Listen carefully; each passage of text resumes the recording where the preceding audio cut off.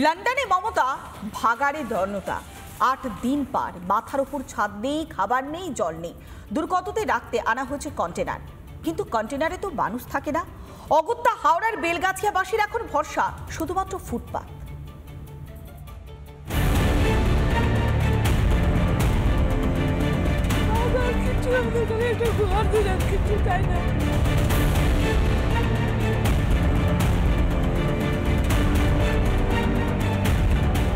যেরকম ছিলাম ওরকমই আছি।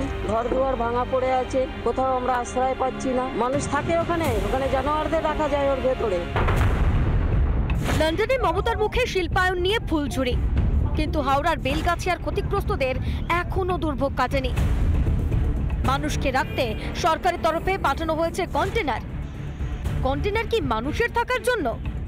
স্থানীয় দুর্গতরা কি বলছেন শুনুন। যেরকম ছিলাম ওরকমই আছি।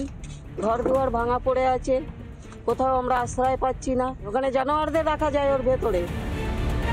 একই গরম, তার উপর রাত হলে মশার উপদ্রব, দিনের বেলা অন্ধকারের রাজত্ব। তবু এখানেই কাটছে দিন। কেন জানেন? একবার শুনুন সেই অসহায়তার কথা। লন্ডনে থাকুক চাই কলকাতায় থাকুক, আমাদের মাথা বুঝবার জায়গা দিই যে আমরা কোথায় বাচ্চা কাচ্চা নিয়ে থাকবো। আমাদের ঘর চাই। এত অসহায়তা, কিছুতেই কি মন বলছে না সরকারের? একটা দুর্ঘটনা ঘটেছে দীর্ঘদিন ধরে ওখানে, যে ভাগার ময়লা ইত্যাদি পড়ার কারণে একটি সমস্যা তৈরি হয়েছে। প্রশাসন ব্যবস্থা নিচ্ছে, যারা বাসিন্দা তাদেরও একটু ধৈর্য ধরতে হবে, পরিস্থিতি বুঝতে হবে। হাওড়াটাকে পুরো একটা নরককুণ্ড বানিয়েছেন যারা ওখানে। রাজ্যের প্রশাসনিক সদর দপ্তর বানিয়েছেন, তারা তো আরামে আছেন। 14 তলায় কি খবর পৌঁছচ্ছে না যে 14 তলার নিচেই এই গভীর অন্ধকার? একটা কর্পোরেশন গঠন করতে পারেন না, এটা নাকি সরকার চালাচ্ছেন। অবিলম্বে রাজ্যের যিনি আরবান ডেভেলপমেন্ট মিনিস্টার, তার রেজিগনেশন দেওয়া।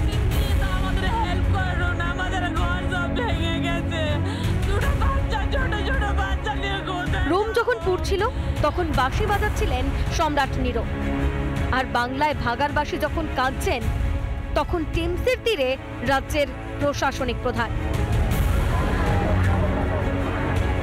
আর কবে কাটবে 113টি পরিবারের দুর্দশার অন্ধকার? ভাগাড়ের পাশে আটকে জীবন, রাস্তাতেই যেন থমকে গিয়েছে স্থানীয়দের জীবন। আর কত ভোগান্তি হলে তবে ঘুম ভাঙবে সরকারের? রিপাবলিক বাংলা। জগদ্দল কাণ্ডের এবার আজ পৌঁছলো কলকাতা হাইকোর্টে। কেননা পুলিশি হেনস্থার অভিযোগ তুলে এবার উচ্চ আদালতে মামলা করলেন অর্জুন সিং। অর্জুনকে নোটিশ পাঠালেও তার এফআইআর নেয়নি পুলিশ, অভিযোগ করছেন বিজেপি নেতা অর্জুন সিং। অর্জুন সিংকে গ্রেফতারের চেষ্টা আজ নয়, 19 সাল থেকে।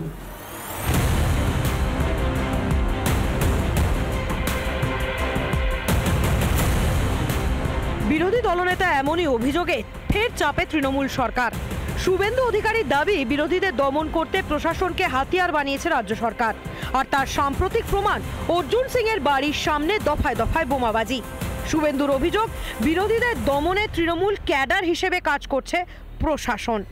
অর্জুন সিংকে গ্রেফতারের চেষ্টা আজ নয়, 19 সাল থেকে হচ্ছে। মঙ্গলবার বা বুধবার হিয়ারিং হবে এবং 19 সাল থেকে হাইকোর্ট, সুপ্রিম কোর্ট যেভাবে এদের মিথ্যা মামলার বিরুদ্ধে হস্তক্ষেপ করেছে, আমরা আশা করি সব দিক বিচার বিশ্লেষণ করে এখানে আইনের প্রোটেকশন অর্জুন সিং পাবে।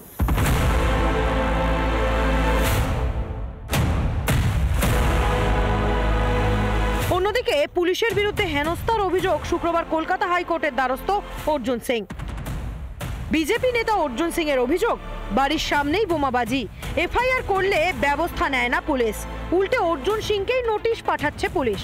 হাজিরা দিতে পারবেন না জানানোর পরও নোটিশ দিতে পুলিশ বাড়িতে আসে। শুধু বিরোধী নেতা হওয়াতেই এফআইআর নিচ্ছে না পুলিশ। পুলিশ যাতে এফআইআর নেয় তার অনুমতি দিক আদালত, এই আবেদন জানিয়ে কলকাতা হাইকোর্টে মামলা করেন বিজেপি নেতা। পাশাপাশি গ্রেফতারি এড়াতে রক্ষা কবচেরও আবেদন জানিয়েছে অর্জুন। তাহলে কি রাজ্যে বিরোধীদের একটাই ভবিতব্য, হামলা আর পুলিশি নিষ্ক্রিয়তা? শুভেন্দুর অভিযোগ যদি সত্যি হয়, তাহলে প্রশাসন কি দলদাসে পরিণত হয়েছে? বিরোধী নেতাদের জন্য পশ্চিমবঙ্গ কি এখনো আতঙ্কের ঠিকানা, নাকি আদালতই একমাত্র ভরসা? রিপাবলিক বাংলা। নানা ধরনের কন্টেন্ট দেখার জন্য লাইক করুন, শেয়ার করুন আমাদের ফেসবুক পেজ, সাবস্ক্রাইব করুন আমাদের ইউটিউব চ্যানেল। পাশাপাশি অন্যান্য ব্রেকিং নিউজের জন্য অবশ্যই চোখ রাখুন রিপাবলিক বাংলায়।